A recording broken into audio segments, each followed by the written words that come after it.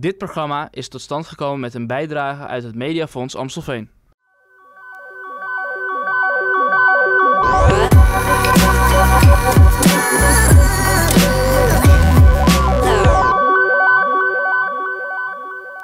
Welcome everyone to yet another episode of Amstelveen for Everybody, an English-speaking show for our English-speaking audience here in Amstelveen. So January is the month where many focus on like a good health, going to the gym, watching what you're eating, your lifestyle, all watching that. But health is so much more than what I just described. When you're not feeling well, do you reach for paracetamol? Do you go visit the doctor? Or do you just alternate what you're eating and how you're living? Everyone has a different perspective of healthcare. And this is what we are going to be discussing together. How does healthcare work in Amstelveen, and is it affecting our daily lives? Today, I have on table with me Sophia de Rooij. She's a director and the CEO for Amstelland Hospital here in Amstelveen. She's been with us, I think, in Amstelveen for about 2 years now. And she has a lot of experience with different cultures, the internationals, the expats, also with the locals. So we'll be hearing what she has to say based on her experience. And then we have our local Amstelveener, Priya. She's originally from India, but she has a story of her own to tell us. So let's see what she has to say about the healthcare system so far. Welcome to the both of you. This is our 4th episode. So I had a resolution to eat less sugar and to work out more. And this is why in the last episode, I totally skipped the oliebollen that I presented on table. But, you know, those of you who are watching us, don't worry. They did not go to waste because the team behind here at RTV Amstelveen really made justice of the oliebollen that we had on table. But what about you guys? Did you have any resolutions, Priya, yourself? Yeah, I need to reduce my weight, and because of my health condition, I'm not able to, my movements are not as easy like before.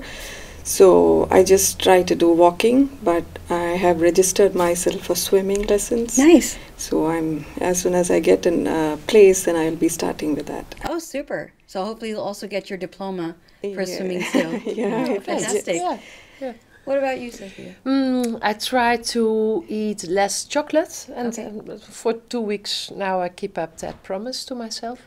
2 weeks is quite good, by the way. Yeah, and work more in the garden and get some more sleep. But there's a lot to do at the work, so I can understand. Less time for sports. Yeah, no. I'm afraid. All right. But any other resolutions besides healthcare? No, keep on the good thing as we're doing. Yeah. Perfect. Social contacts, meeting friends, and that kind of things. Yeah. Brilliant. Yeah. So, we're really curious, how does healthcare work in a city that is so diverse with so many different nationalities and a changing demographic? Are expats, newcomers, internationals, are they finding their way in the healthcare system like they should? Are they struggling with it? But alternatively, how is the healthcare system dealing with the changing demographic that they see? This is what we're going to be talking about today in today's episode. So Priya, I'm going to start with you. You're originally from India. Yes. When did you move to the Netherlands? Me and my family moved to Netherlands during April 2019. Okay. So just before COVID, actually. Yes, I think almost. So around COVID. 8 to 9 months before COVID. Right. And you emailed us because you wanted to share an experience that you had. Correct. What happened exactly? So during June 2020, so that was when the lockdown started and everybody was at home, and maybe we were not going out too much. So suddenly one day I started getting a kind of dizziness. Okay, so suddenly there was no pre-symptoms or anything. So it was like I couldn't stand up. I had to just lay down, and half day I had to just be there in bed, and I had a very strange feeling on the left side to the brain. Okay, and one day I took rest, and next day I became okay, but it was the feeling was not normal. So after 7 days I saw my GP, and he said, he checked me physically, and he said there is stress which is causing my muscles to be stiff. So that is maybe probably pressing the nerves or something. Because of this stiffness, they advised me to do physiotherapy. So I started with that, and after a year, I started feeling that the physiotherapy sessions are not helping me anymore. So it was very difficult. All the different parts of the body started getting some problem. Then the symptoms became severe again. I was visiting GP in between and asking whether what is wrong with me. Can you please get a MRI done for me, because muscles are paining everywhere. So they said, no, it's not required. So I had to go to Amstelland ziekenhuis. They said there is no major problem. They also tested my blood. They said there is some infection, so it could be some viral, and you please go home and take rest.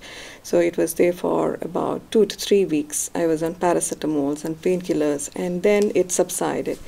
It was like one evening I felt like this side is getting a very severe, what do you say, weakness kind of feeling. It was like I will fall down, or I can say it is like a paralysis kind of feeling. Okay, so again I had to go to Amstelland ziekenhuis. So the doctor, emergency doctor there, checked my vitals, and she said it is common. You don't have to do anything. You just go home and take rest. These episodes will come and go. You don't have to worry. So I was left with no options of reaching out to doctor, or I didn't knew what to do next. So before coming to Netherlands, we were in Germany, so we know how the medical system works, and I also have a very close friend there who's working as a nurse there. So she said we can take an appointment with a private specialist in Düsseldorf, and that was easy for me. More than going to India, it is going to be a big work. So reaching to Düsseldorf was easy. Like we just have to travel 2.5 hours, and then we consulted him. I explained to him about the problems, what I had, symptoms. He said immediately, he told me to get an MRI done. So that was done, and he found out that I'm having a kind of spine degeneration, which is causing all the problems. He found that there is a lot of pressure again on the muscles. There is some need for injecting some medication and releasing the pressure. So I was given cortisone, 6 injections on here, and I started feeling better. Slowly I started becoming normal. So after coming back here, we are in Netherlands. We need to update the health condition to the GP. So I went to her and told my condition. She then referred me to a specialist here in Amsterdam ziekenhuis, a neurologist. So I went to her, and then I told her my problems. So I got the call after 2 weeks, and they told me that you're going to have a telephonic consultation with your neurologist. So she called me and she told that she doesn't think that a nerve problem is causing this discomfort, and since it is not a nerve problem, she is going to close the case. Later, I went once again to the specialist in Düsseldorf, and I had to take one more dose of cortisone. Right. Yeah, because I was not feeling okay, and after that I became okay. Right. Yeah. So you're, just to make sure, you're okay now? Like you're... I am not completely okay, but I am much better. Okay. Sometimes, what I understand is it is a condition which will be there for a long time. Right. Yeah, it'll come. Sometimes it will not be there. Yeah, and I have to, do some exercise. Yeah, so for which I found out that swimming is one good thing. It's good for your shoulder. Yeah. So that's quite a traumatic experience, actually. Sophia, I'm going to ask you, what's your first impression? Not commenting necessarily because she did consult Amstelland Hospital, but really when you hear this story, and many others have similar stories, as a professional, what is your first reaction when you hear this? When I hear this, I think you were questioning your condition for quite a long time. Yes. COVID didn't help. Yeah. You were training for over a year. Correct. And although you were doing your best, you were not able to find a solution by yourself. I think, that caused you a lot of problems. Yes. I can understand that. There is a difference in how we use protocols and guidelines in the Netherlands. The condition you describe, and I don't know your specifics, so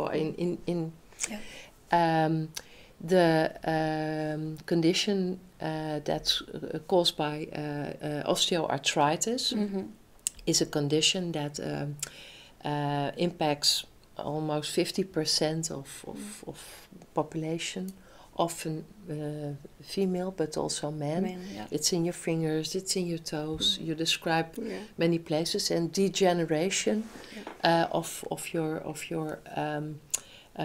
joints is a situation that you should keep under control with painkillers and physical activity.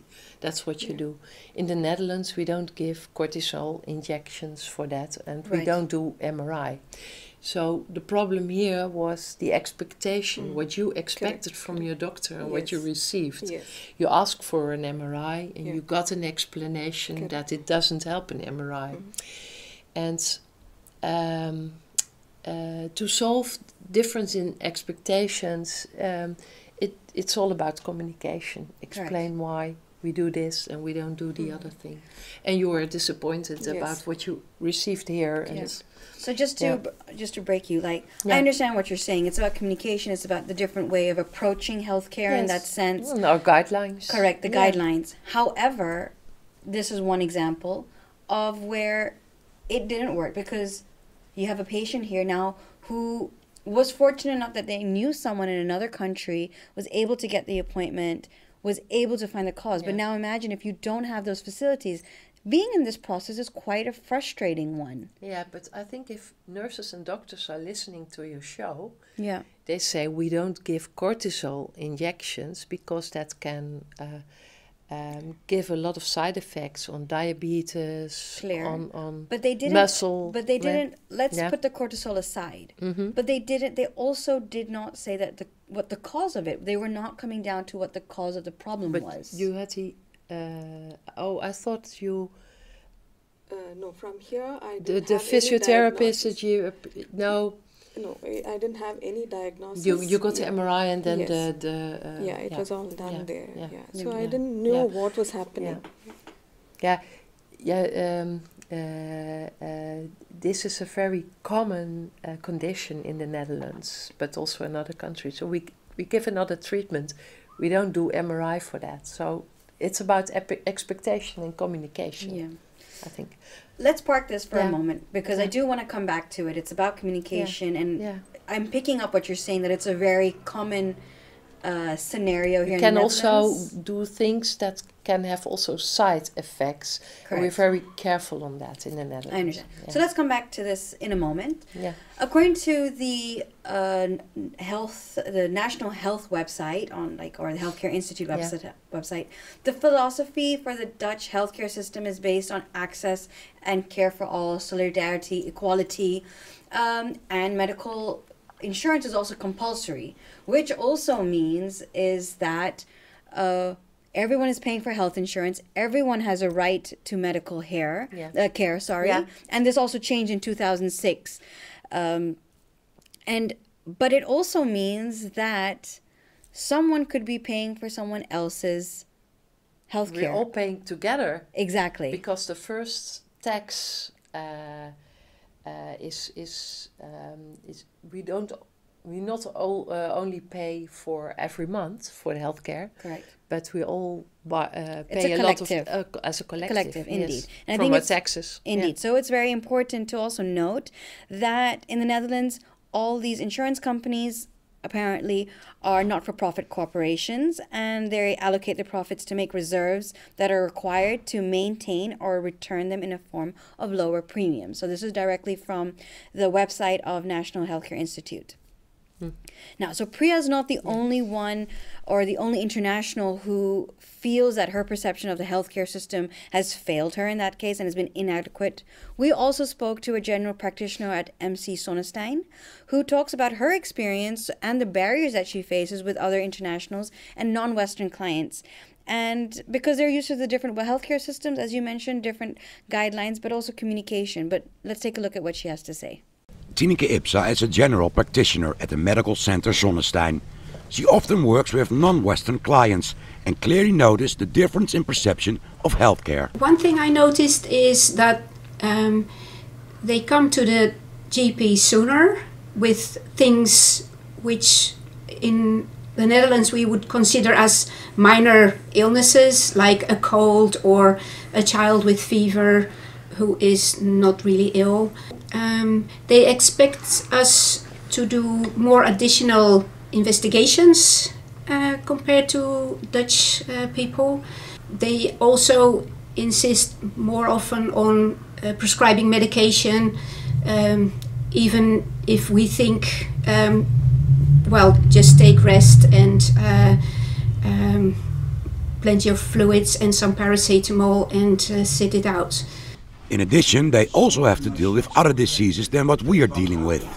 Well, we may not always be aware of what they are used to and what they have experienced in the country they come from with serious illnesses, what they have seen around them.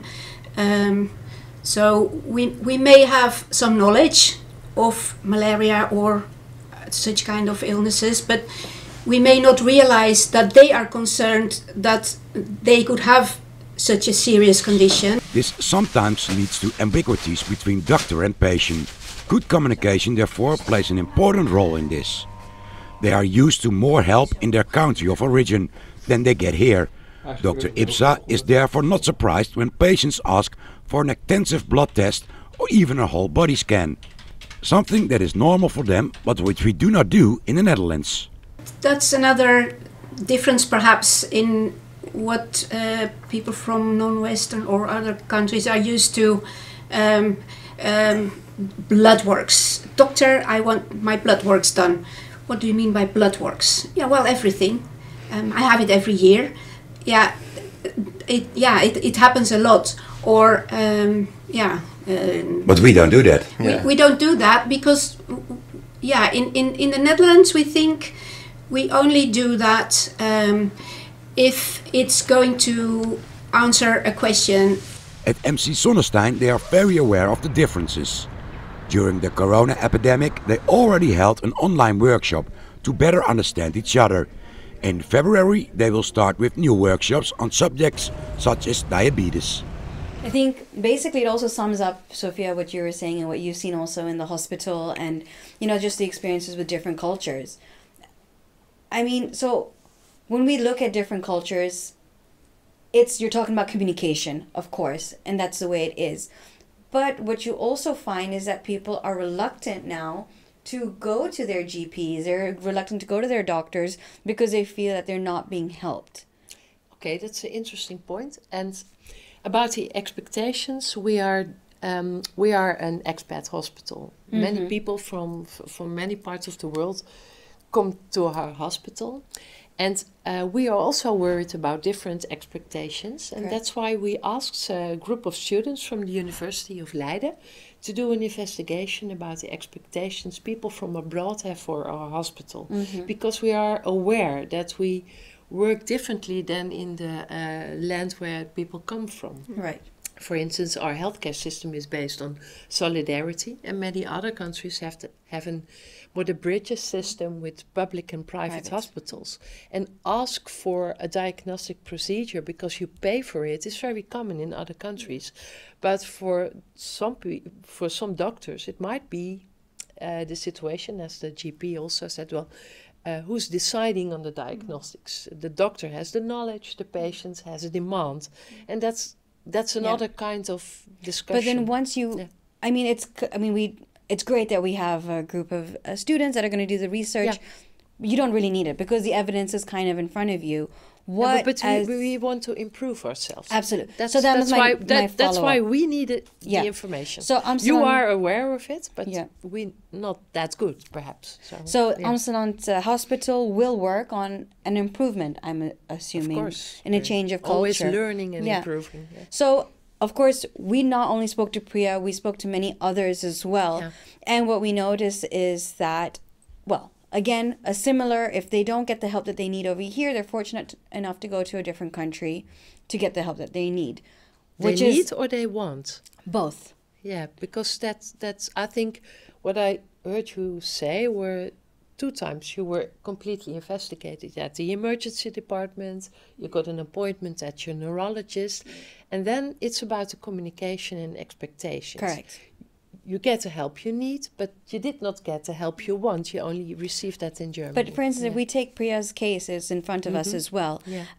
But I have another case, which we can discuss. In Priya's case, and they didn't say that this is what is happening to you. They didn't diagnose her. No, so the explanation part, what's happening, this is a common problem, what you should do is physiotherapy, keep it warm, train your body. But exactly, the communication was, it's like, it will go away in a couple of days, treat it almost like a flu, just relax and you'll be fine. Yeah, that was the dizziness part. Yeah, but if she she went to Germany, she got her diagnosis over there. It was a lot more serious.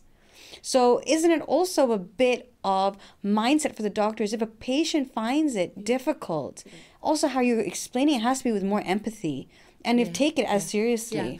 We both were not in the same room, so I don't know exactly what happened, but I noticed your disappointment. Yeah. And I think what we want to learn is perhaps we should give more information how we interact in very common diseases, as the GP on the video also said, that we think, well, you have to deal with it because it is not a real illness we should treat with an operation, but for you it's a real problem. Yeah. So that communication part, perhaps we can improve that. Absolutely, yeah. And that's a thing we would like to work on. Different observations, different communications, but perhaps we have to give also different type of information, not only leaflets, but also a film or something like that. So we want to understand why some people are happy at our hospital and others expected something else. That's where we're working on. Yeah. So when you don't trust the Dutch healthcare system, for example, or simply because you want something different and you want some alternative advice, you choose alternative medicine. Ayurveda, Chinese acupuncture, chiropractor, those are the choices amongst many, many others. So Ayurveda is an Indian alternative medical practice that's been around for about 5,000 years. In Ayurvedic, so you have Ayur, which stands for life, and Vedic, which stands for knowledge. And that's the way that they also practice alternative medication, not only in Ayurveda, but also in, let's say, Chinese acupuncture, for example, or a Chinese alternative medication. But I'm curious to know, is it only that the internationals that go to look for this alternative medication diagnosis, or do, let's say, the local Dutch people also go? So we spoke to an Ayurvedic doctor here in Amstelveen, Dr. Mehra, who will tell us more about the healing method. We in Ayurveda, we tell our patient what should he eat, what is the best lifestyle for him. We are all individuals. We are all unique persons. You see, what is good for me doesn't have to be good for you. In Holland, everybody eats same food. Everybody takes 3-4 potatoes every day, 100 gram meat, 1 apple a day, and 4 bread pieces. That is all. Nothing else, nothing more, nothing less than that. But we in Ayurveda, we go person to person, individual approach. But in Ayurveda, we say you need 7 types of food. You need carbohydrates, you need proteins, you need fats, you need minerals, you need vitamins, you need adequate dose of water, and not to forget you have to have fibers in your food.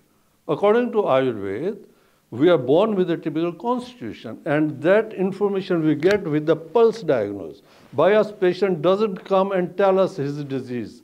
I am doctor, I am Ayurvedic doctor. I am supposed to tell my patient what he is suffering from.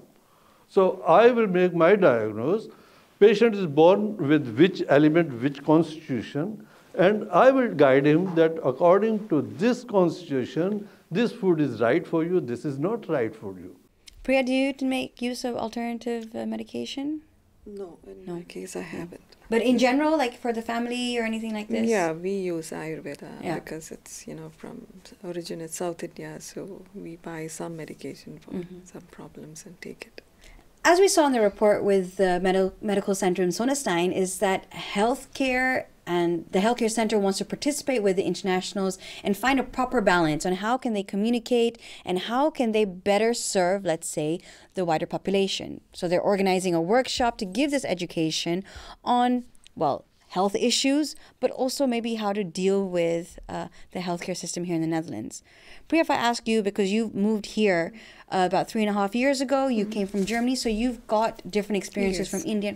What kind of topics do you think that they could bring up?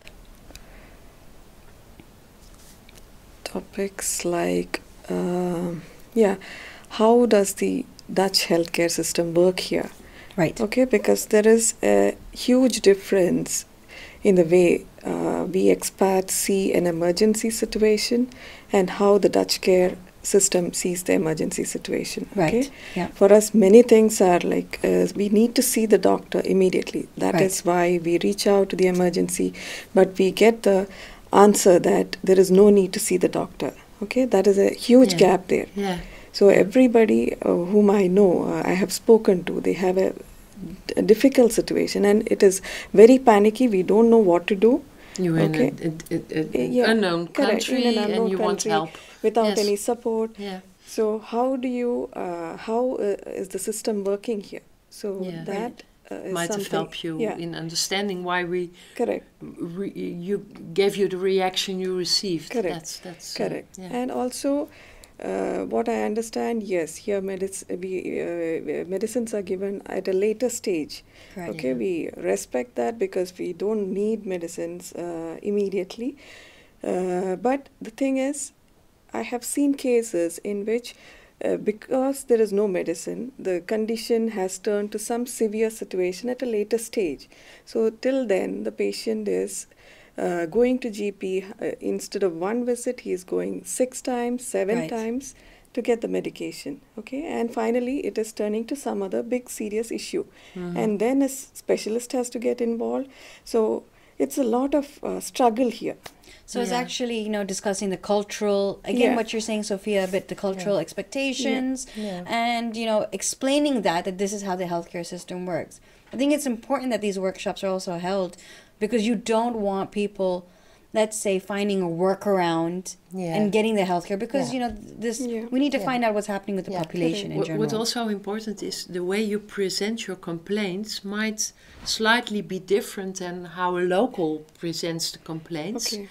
but it may be more severe Yeah.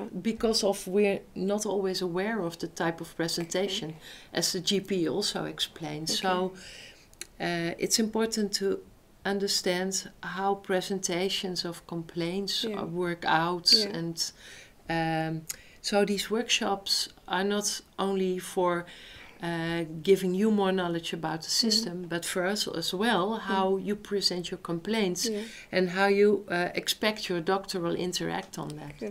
So that's for mutual understanding. So this is a great conversation that the both of you are having. It's about communication, bringing people together, and understanding one another. Essentially, Exactly. that's what it is. So what we did is we had a conversation with the alderman or the deputy mayor, Marijn Ballegooie, who is responsible for public health, which means that he encourages connection and communication between healthcare, the healthcare and the organizations around it. We spoke to him about his role and what he can mean as an alderman within Amstelveen for healthcare for the internationals as well as the local community. So let's see what he has to say. Our international community is one of our strengths, but it also requires a proper response. And one of the things that we do is we try to inform people about healthcare in the city of Amstelveen. For this reason, we have our access desk right here in our town hall, where we help people to answer their questions about how they can find the proper healthcare for their needs. But finding a right personal physician can be a task because there's a shortage of personal physicians in Amstelveen, and in the general area around Amsterdam. So we can help people find a right personal physician for them, who can help them with their personalized questions. One of our main goals now is to have enough personal physicians, enough healthcare facilities. So we have plans to build a few more locations. And in the meantime, we see lots of initiatives from our local healthcare institutes and healthcare workers themselves to provide better information for our for our international newcomers. And we applaud this effort from our local healthcare workers very much. And then we move to the next thing. Well, I think that was a great summary actually from what the aldermen say, because Sophia, you and I, we also had this conversation that there's a lack of, professionals, medical professionals out there, which also puts such a strain on the healthcare system as well. And, we've been talking on table for quite some time. Communication is really key. It's really nice that some of the medical centers as well as the hospital are looking at what can they do to better facilitate the population, and hopefully not only the international population, but also the local population also needs to change, their mindset and how they want to be serviced, because there's a higher demand, but it's not always possible. So it's about everyone working together and striving basically for the best. I want to thank you both for being on table with me. It's been really wonderful. Very energetic conversation. And I hope you guys will keep tuning in. Now we're going to go to our last segment of the show. So in our first episode, we had a wonderful guest on table with us, Curtis. He's now become our in-house vlogger, where he's going to tell us how he started the year, because he also had some resolutions and some goals that he wanted to achieve. So let's see what he says. Hey everybody, it's Curtis. Last year I took up road cycling to try and get fit here in Amstelveen, but I haven't found a new riders group, and right now it's a little cold to do that. Thankfully, Jay of Jay Let's Get Fit is going to give me an indoor workout here at Sport City. Let's go see what he has in store for me. Everybody, so we're here with Jay now, and he's a personal trainer here. So Jay's going to put me through some paces today. What sort of exercises do you have planned for me? We're going to do some spinning. Spinning? So we have this spinning setup. Very cool bike here. I heard you like to spin. Yeah, I like bikes. So that's what we're going to do first. Okay. I used to train here since 2015, so I know everybody here. So Very this cool. is really like the home-based gym. I work at some other gyms too as a freelancer. But this is definitely one of my favorite gyms. And we saw your appeal in the expats group on Facebook. Do you have a lot of expats who work out with you? Yes, I have a lot of expats who buy packages from me for personal training, and I train them one-on-one, help them achieve their goals.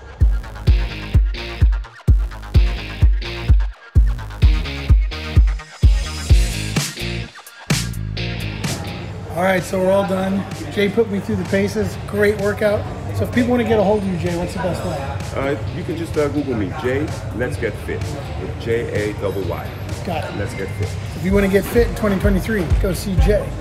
So that was our vlogger, Curtis. You can see him working out. He's really going for his resolution and reaching those healthy goals. I hope you ladies also reach your healthy goals for the years. Priya, good luck with your swimming as well. And I hope you guys will all tune in next time for our next episode, which will be about education. Till then, thank you so much, everyone.